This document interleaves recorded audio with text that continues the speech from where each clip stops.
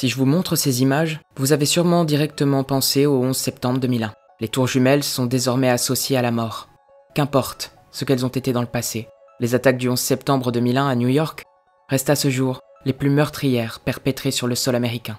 Un événement dont l'écho résonne encore 24 ans après et marque non seulement la première catastrophe filmée intégralement par les caméras du monde entier, mais aussi le début d'une ère où les images de violences réelles circulent sur Internet et sont accessibles à tous. Ici, je ne vais pas parler de géopolitique, ni de pourquoi ces attaques terroristes ont été commises. Ce que je veux raconter, c'est ce qu'il s'est passé dans les tours et ce qui a causé leur chute. Salut, je m'appelle Tom et aujourd'hui, plongeons ensemble dans les dernières heures cauchemardesques des tours du World Trade Center.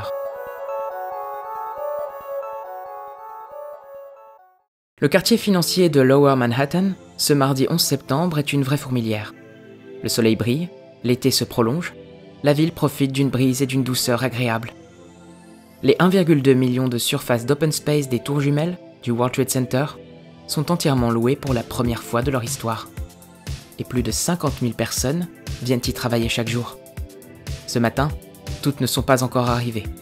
Mais 18 000 personnes occupent déjà les 110 étages et plus de 420 mètres de chaque tour du World Trade Center. Rien dans les infos ne semble venir troubler ce début de matinée. Le World Trade Center est composé de 7 bâtiments, dont les 2 tours. Et c'est un dédale de bureaux et d'espaces de commerce. Au sommet de la tour sud, un observatoire permet aux touristes d'admirer la vue. Le sommet de la tour nord accueille quant à lui le restaurant Windows on the World. Inauguré par l'autorité portuaire en 1973, le World Trade Center est le plus grand complexe de bureaux du monde et constitue l'un des monuments les plus reconnaissables de New York et de l'Amérique. Ces tours incarnent l'Amérique à l'apogée de sa puissance culturelle et économique. Au pied des bâtiments, comme chaque jour, certains boivent un café sur la Austin Tobin Plaza, alors que l'on prépare la scène d'un concert qui doit se tenir un peu plus tard dans la journée. Des haut-parleurs jouent constamment un fond de jazz musique. De loin, le World Trade Center ressemble à 2 boîtes grises sans fenêtres. Certaines mauvaises langues en parlent même comme des 2 cartons de livraison de l'Empire State et du Chrysler Building. Mais qu'on les aime ou pas, on ne peut pas les rater. On ne voit qu'elles à l'horizon. Dans les bureaux des tours, les employés s'installent. La journée commence autour d'un café ou d'une réunion. Pendant que dans la rue, les passants profitent du beau temps. Lorsqu'à 8h46, un avion fend le ciel de Manhattan dans un bruit inhabituel, peu de gens y font attention. Jusqu'à ce que l'avion ne s'écrase sur la tour nord du World Trade Center à la vitesse faramineuse de 700 km/h.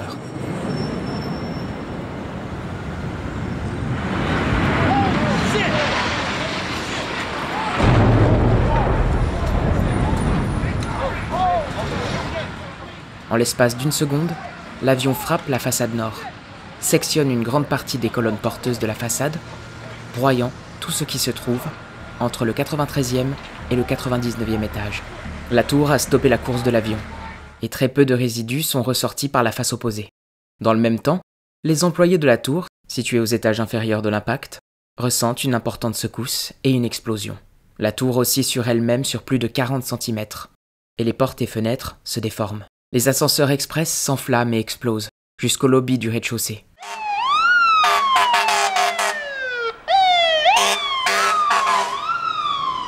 Dans la tour comme à l'extérieur, on ne sait pas ce qui se passe. Les employés évacuent les étages, alors que les pompiers se mettent en route. On pense d'abord à une explosion de gaz.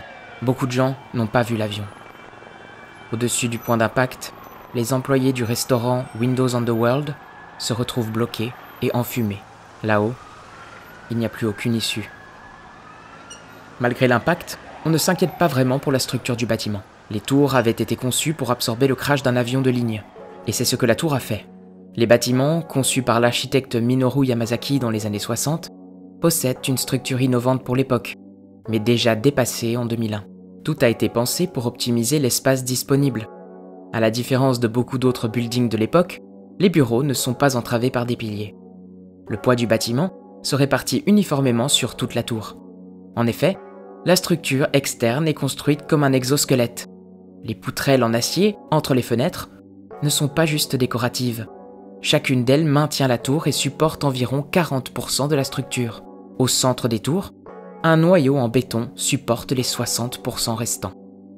Les étages sont eux juste posés sur la structure et ne supportent que leur propre poids. Néanmoins, les architectes n'avaient pas pris en compte une chose, le feu. Lorsque l'avion heurte la tour, environ 38 mètres cubes de kérosène s'enflamment instantanément et se répandent dans les étages, propageant le feu et affaiblissant les poutres. L'incendie se nourrit de tout ce qu'il trouve. Parois des open space, moquettes, fournitures de bureau, papier, tout s'enflamme. En bas, la panique a gagné tout Manhattan. Mais le temps est suspendu. Les télévisions du monde entier ont leurs caméras rivées sur la vision irréelle du World Trade Center en fumée, essayant d'analyser ce que l'on prend encore pour un accident. Des passants abasourdis observent un morceau du train d'atterrissage de l'avion de ligne heurter un coin de rue aux alentours, après être ressorti intact par l'autre face de la tour. Alors que la tour nord se consume, les employés de la tour sud, paniqués, ont reçu pour consigne de regagner leurs étages et de ne pas évacuer la tour. Ils sont en sécurité, la tour n'est pas touchée. Pour les employés, ce début de matinée ravive de douloureux souvenirs. 8 ans plus tôt, le 26 février 1993, une bombe explosait dans les sous-sols de la tour nord et tuait 6 personnes. Revendiquée par Al-Qaïda, leur but était clair, faire tomber la tour. Après cet épisode, la sécurité fut grandement améliorée à l'entrée des tours et les étages furent parés contre le feu.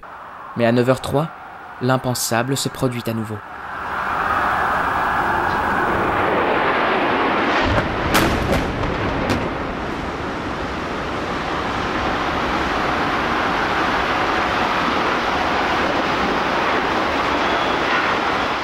Un Boeing 767 heurte la face sud de la tour sud à une vitesse de 867 km/h. L'angle de frappe est différent de celui de la tour nord, tout comme la vitesse de l'appareil, bien supérieure. L'avion entre dans la tour de biais et rompt un grand nombre de poutres porteuses sur la façade et endommage sérieusement le noyau central de la tour. Dans le même temps, le kérosène se répand entre les 77e et 85e étages et la même combustion commence.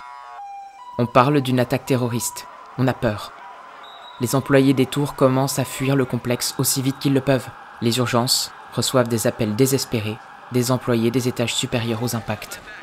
Dans la tour nord, aucune évacuation n'est possible. Le crash a détruit l'ensemble des ascenseurs et des escaliers. Et la fumée empêche une évacuation par le toit. La plupart mourront empoisonnés par les fumées et la chaleur. Quant aux autres, ils sauteront depuis les fenêtres, sous les regards horrifiés de la foule et des journalistes. Par chance, dans la tour sud, un escalier au-dessus de l'impact est encore praticable et permet à 18 personnes de s'échapper avant qu'il ne soit trop tard. Entre 9h et 10h, le temps semble durer une éternité. On ne sait pas ce qu'il va se passer. Le Pentagone a été frappé lui aussi, et à Manhattan, on regarde les tours brûler, pendant que les pompiers tentent de gravir les étages pour éteindre les brasiers et sauver les victimes. Au pied du complexe, sur la Austin J. Tobin Plaza, des débris et des corps chutent du sommet des tours en feu. Tout est calme et abandonné. Dans une atmosphère irréelle, la musique de fond continue de tourner.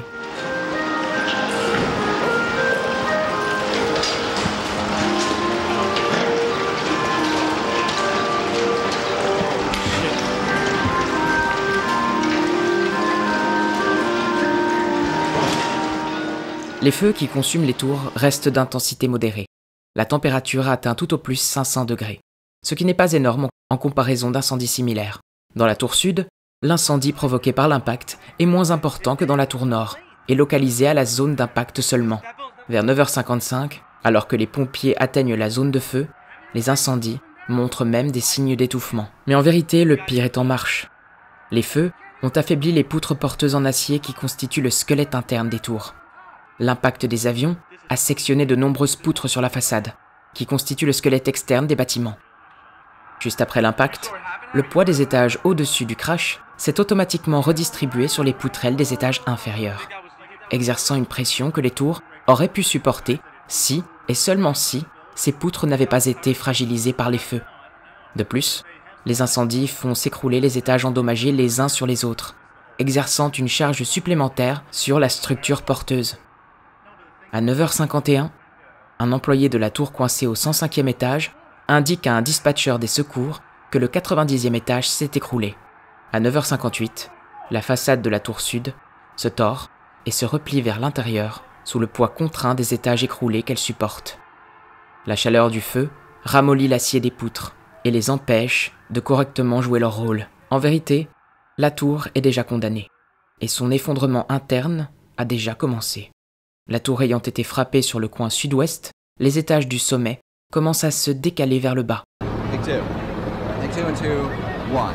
This is as close as we can get to the base of the World Trade Center. You can see the firemen assembled here, the police officers, FBI agents, and you can see the two towers. A huge explosion now raining debris on all of us. L'énergie dégagée par la chute est considérable. Les étages s'écroulent les uns sur les autres, comme un millefeuille, de plus en plus vite à mesure que l'on descend. Au milieu de la chute, la structure externe de la tour se retrouve expulsée vers l'extérieur. Chaque étage s'écrase sur le suivant, expulsant leur contenu par les fenêtres.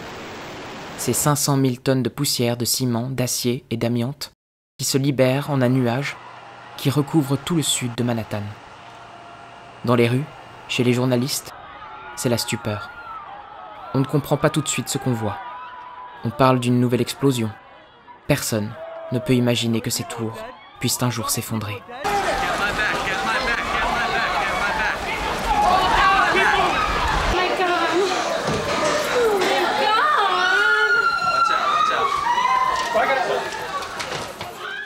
Alors qu'elle a été frappée la première, la tour nord est toujours debout, près d'1h40 après l'impact. Si la tour n'a pas encore connu le même sort que sa jumelle, c'est en grande partie dû à la façon dont l'avion a frappé la tour.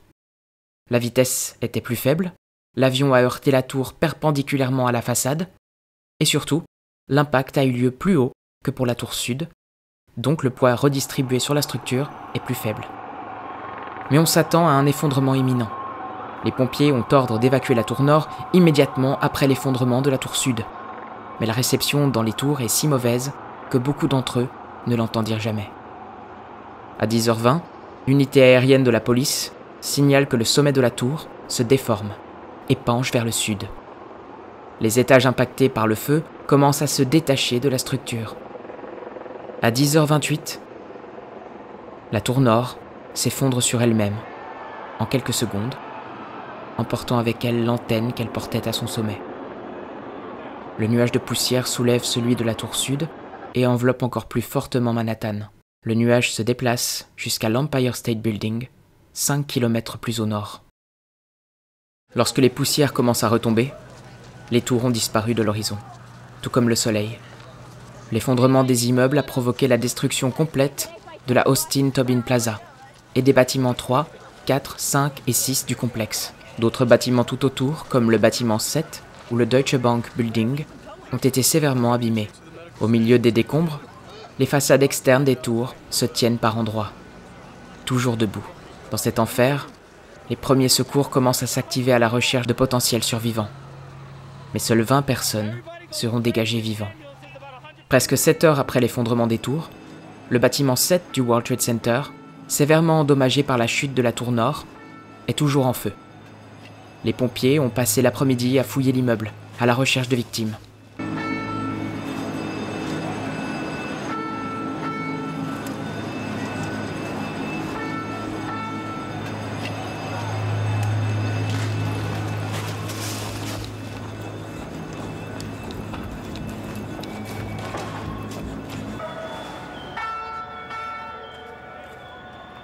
Aux alentours de 17h, la structure de 47 étages commence à montrer des signes de faiblesse. À 17h20, le World Trade Center 7 s'effondre à son tour, marquant la fin d'un calvaire qui aura duré plus de 8 heures et complètement ravagé la skyline de Manhattan. En tout, les attaques du 11 septembre ont fait 2996 victimes, dont 2603 ont été tués dans les tours. Parmi eux, on compte 343 pompiers et 71 policiers. Dans les décombres, des feux continuent de brûler pendant des semaines, comme si le complexe refusait de s'éteindre. La ville, elle, se retrouve dans une léthargie inédite, qui durera plusieurs semaines. Mais en vérité, rien n'est terminé. L'immense tâche de déblaiement, puis de reconstruction va commencer, tout comme l'enquête sur la chute des tours et la traque pour retrouver ceux qui ont commandité l'attaque. Une chose est sûre, le 11 septembre marquera l'histoire. Qui aurait pu penser qu'en plein milieu de New York City, ces tours pourraient s'effondrer? Personne n'aurait imaginé que les 2 tours les plus connues d'Amérique puissent en quelques secondes se transformer en un amas informe de tôle froissée et de poussière. Il y a une dimension irréelle dans ces images, impossible à assimiler.